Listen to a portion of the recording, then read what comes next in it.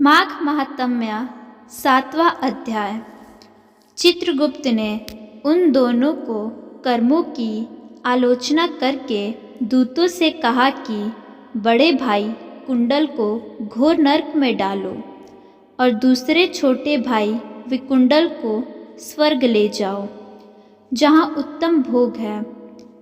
तब एक दूत तो कुंडल को नरक में फेंकने के लिए ले गया और दूसरा दूत बड़ी नम्रता से कहने लगा कि हे विकुंडल, चलो तुम अपने अच्छे कर्मों से स्वर्ग को प्राप्त होकर अनेक प्रकार के भोगों को भोगो।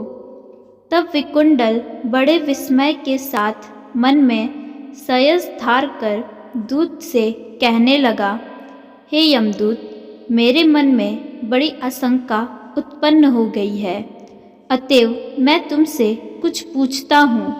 कृपा करके मेरे प्रश्नों का उत्तर दो। हम दोनों भाई एक ही कुल में उत्पन्न हुए, एक जैसे ही कर्म करते रहे। दोनों भाइयों ने कभी कोई शुभ कार्य नहीं किया, फिर एक को नरक क्यों प्राप्त हुआ? मैं अपने स्वर्ग में आने का कोई कारण नहीं देखता।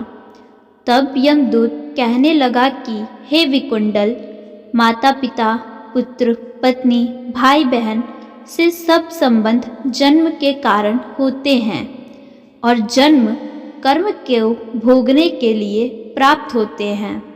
जिस प्रकार एक वृक्ष पर अनेक पक्षियों का आगमन होता है, उसी तरह इस संसार में पुत्र, भाई, माता पिता का भी संगम होता है।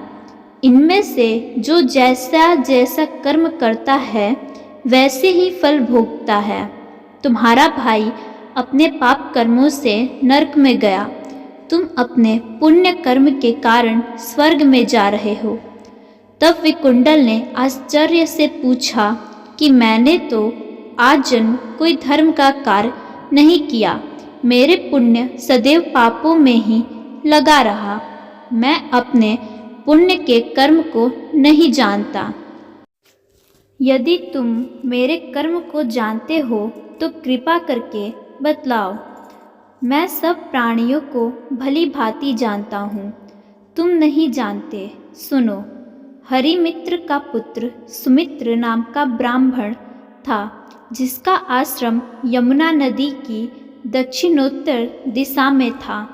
उससे जंगल में ही तुम्हारी मित्रता हो गई और उसके साथ तुमने 2 बार माघ मास में श्री यमुना जी में स्नान किया था। पहली बार स्नान करने से तुम्हारे सब पाप नाश हो गए और दूसरी बार स्नान करने से तुमको स्वर्ग प्राप्त हुआ। सो हे वैशेश्वर, तुमने 2 बार माघ मास में स्नान किया, इसी के पुण्य के फल से तुमको स्वर्ग प्राप्त हुआ और तुम्हारा भाई नरक को प्राप्त हुआ।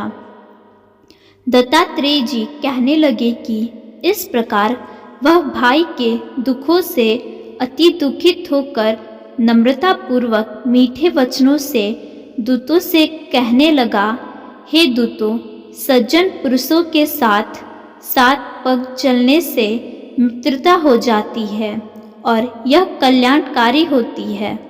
मित्र प्रेम की चिंता न करते हुए तुम मुझे इतना बताने की कृपा करो कि कौन से कर्म से मनुष्य यमलोक को प्राप्त नहीं होता, क्योंकि तुम सर्वज्ञ हो। इति श्री पद्य पुराणांतर्गत 7वां अध्याय समाप्तम। राधे राधे, धन्यवाद।